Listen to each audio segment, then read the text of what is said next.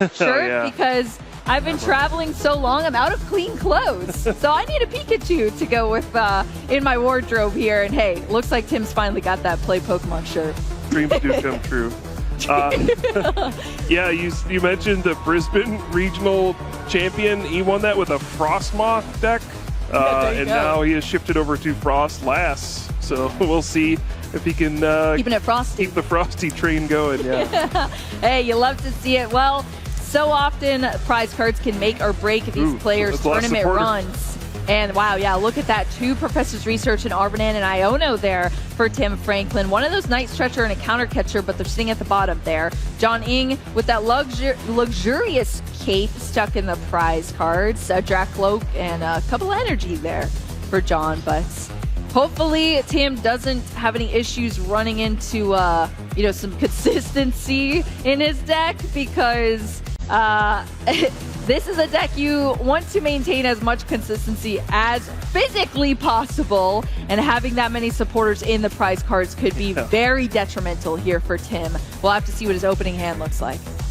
Yeah, and this is, a new matchup with cards from the Destined Rivals expansion. The Marnie's Grimmsnarl deck is brand new to these events, and it's kind of a complex deck, more complex than a lot of the ones we've seen. I'd say it plays kind of similarly to Dragapult, where you're trying to spread damage around, set up for multiple knockouts. And so, unfortunately for us, there's going to be a lot of math involved, lots of damage counters flying everywhere. We'll do our best to keep track. Yeah, we'll do our best to keep track. We'll get our calculators out over here.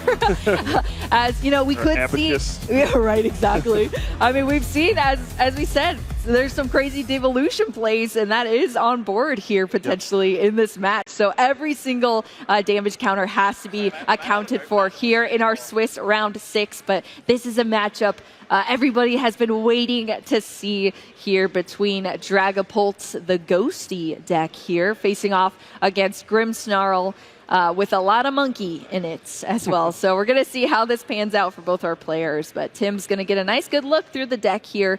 Thanks to that Buddy Poffin that's also going to seek out some of these lower HP Pokemon onto his bench. But he's also going to have a look that there's a lot of supporters that he potentially doesn't have access to as well, unless he's counting different resources there too. But John Ing is going to be going second, able to play a supporter on his first turn as Tim sets up. Already getting that dark energy attached to the Monkey Dory in the active position. 1 of those Snow Runt are out, and 2 Impidimp being prioritized for the setup here for Tim Franklin.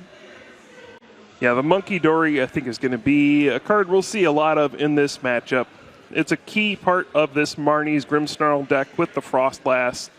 Use the Frostlass ability to put damage counters on everything else that has an ability between every turn, and then the Monkey Dory can then slings it over. Yeah, fling them to your opponent. With these kinds of decks where you're traditionally not taking one-hit knockouts, moving the damage back to your opponent's Pokemon can be very annoying. It can lead to very long games, back and forth, trying to figure out the best place to place all these damage counters. Yeah, it's going to be challenging. John, though, is playing the Dragapult Dusknoir variant of the Dragapult deck, which does open up a few more plays than usual. It does give you the opportunity to do things like, knock out a Grimmsnarl in one hit if you really wanted to. You can do things like just trade your Dusknoir to knock out your opponent's Frostlass or a Monkey Dory on the bench. Yeah. It gives you a lot more options, of course, at the cost of giving up a prize card when you use that ability. But, hey, having that option really just opens things up for you and gives you a different game plan versus just a regular Dragapult deck. A variety of plays that are opened up to John. And John, as I said, has been playing Dragapult for a while, Dragapult Dusknoir for a while now. So he's pretty well versed with this deck. Very accomplished player. Is going to be nice and smooth with all of his actions here. Buddy Poffin's going to get us a Dreepy and that Badoo. This Badoo is a part of the strategy here in these Dragapult decks. As we've mentioned before, they have to set up, and you need to buy yourself some time to be able to do that. So getting this Badoo out, limiting your opponent, locking their item cards if you can, as you kind of stabilize your own board and take the lead on these damage counters that are starting to be developed once you get your Dragapult out and swinging. But John Ing is just going to have those two Dreepy, the Badoo active, that energy, of course, to retreat there. And now Tim is over on the other side with a Monkey Dory, taking a little bit of damage there and starting off the turn with an Arven. I don't know if John has any supporter cards. That hand I didn't see one. Oh, there's a boss's order, sorry. Yeah, not a great start for him. Does get the Badoo. I was wondering if Tim was going to try to play out item cards in preparation of the Itchy Pollen. Decided not to. I think he has the secret box in hand that he will not be able to play this turn, but did have an Arven, so does have the opportunity to just grab the Technical Machine Evolution, get an item card, I guess just the Night Stretcher, and yeah, you'll just be able to slowly set things up, use the Evolution. Your opponent's trying to slow the game down. You're okay with that. You're not particularly fast either. Setup. Yeah, exactly. You are not particularly fast. And the more turns that go by as soon as you have this Frostlass out, the more damage that is built up, both on your side and your opponent's side potentially as well. So that gives you the damage to be able to fling around with the Adrenabrain on that Monkey Dory. And obviously getting that Frostlass in the Morgrim out is important here, but the boss's orders, the only supporter we saw there for John. Now bringing that Frostlass up into the active, and that's pretty much going to be it. It's just back into Itchy Pollen after that A-Spec in the energy is played down onto this Dreepy. Yeah, his hand is unplayable. It's horrible. There's nothing John can do right now. He just has to hope that Tim isn't able to find a Marnie's Grimmsnarl and set up here, but I got some bad news. We are going to see the Adrenabrain as well. That damage has started to pile up thanks to the Freezing Shroud. Ooh, so the 3 damage counters gets moved to the Badoo. Only has 30 HP. It's going to get knocked out. And this is a very bad sequence of cards for John Ing to see here. The Marnie's Grimmsnarl EX, the rescue board to retreat. The game is not over yet, but this is looking very grim, I may say. And now we're snarling here as well with this Grimmsnarl EX online, lining up all of these dark energy on these Marty Pokemon. It's kind of wild. You could get 5, potentially 5 onto your board here with this punk up ability. And it's definitely a punk here as it takes out this knockout on this Dreepy. The Badoo has already dropped in that turn thanks to the Adrenabrain. That was a prize card. Dreepy's going to be another prize card here for Tim Franklin. What? And John still can't play?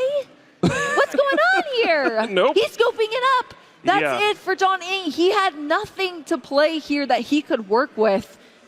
And that's it. That is a quick and swift win here for Tim Franklin and the Marnie's Grimmsnarl. Super unfortunate to see and kind of uncommon as well for John Ing here. Usually you're slowing down your opponent as you develop your board, but there was no development happening, unfortunately, there for John. What was in the hands, Kyle? Just like counter catchers and buddy poffins and all basic Pokemon. Or Pokemon. No supporters, no evolutions. Yeah, that game was going to go downhill really fast. John recognizes that and says, you know what, I've had enough of this one. Let's move on to the next game, which is a smart decision. You know, you're trying to complete matches here at this event. You're going to need lots of wins, 3-point victories, if you have aspirations towards making it to the top cut and eventually winning this tournament. So, yeah, great recognition from John, understanding I have, let's say, 1% chance to win this game. Not worth it. Let's just pick up the cards, move on to the next one, and make sure we have enough time to play. Right, exactly. And there's plenty of time here on the clock. Both these players, 401 records here. And we're in our game 2 now. It was a quick game 1, so hopefully this game 2 goes better for John. I didn't want to bring it up just in case I cursed it, but John Ing historically has pretty bad stream luck. Maybe he's already faced it and can get some good luck this time around, but his face didn't look too promising there. That was not a good chuckle is what it looked like. We'll have to see, though. Tim Franklin kicking off this first turn as we take a look at his prize card. I think almost a look of disbelief, and how can I draw 2 hands this bad? My gosh. This is, It's just a monkey. That's You can attach a psychic literally energy it. if you want to maybe mind bend later but on. that doesn't seem very good. This is not a Gardevoir deck. My gosh, what is happening? Yeah, it seems to be just like late game cards, recycler, resource management, the Blood Moon Ursaluna in there for John Ing. That's all that's in the hand. Not even a dark energy to go with the monkey. He just throws that hand down. That's it for John, and Tim is back over on this side here. We're going to see the research throwing the entire hand away for a fresh 7 cards from Tim Franklin. Yeah, pretty surprising. He threw away a lot of stuff there, including a Marnie's Grimmsnarl EX. Is he just trying to go turbo mode? What's going on here? Yeah, I'm not really sure. He has the Spike Myth gym in play already. Can just search for the Marnie's Morgrim and evolve. You are taking 20 at a time from the Itchy Pollen because these Pokemon have a weakness to grass, if you're confused about why. There's 20 on there instead of 10. But yeah, an aggressive Professor's Research. I don't know how much it's going to matter because John, once again, has nothing. But yeah, didn't even draw an energy off of that Professor's Research. Was maybe hoping to draw Monkey Dory and an energy. Oh, top deck's just another psychic energy. You're joking. Is that it? John Ing puts down the hand, extends the fist bump, and Tim Franklin is taking a 2-0 win here in our Swiss round 6. John Ing is just giving it up. I'm speechless. That not how I thought this match was going to go.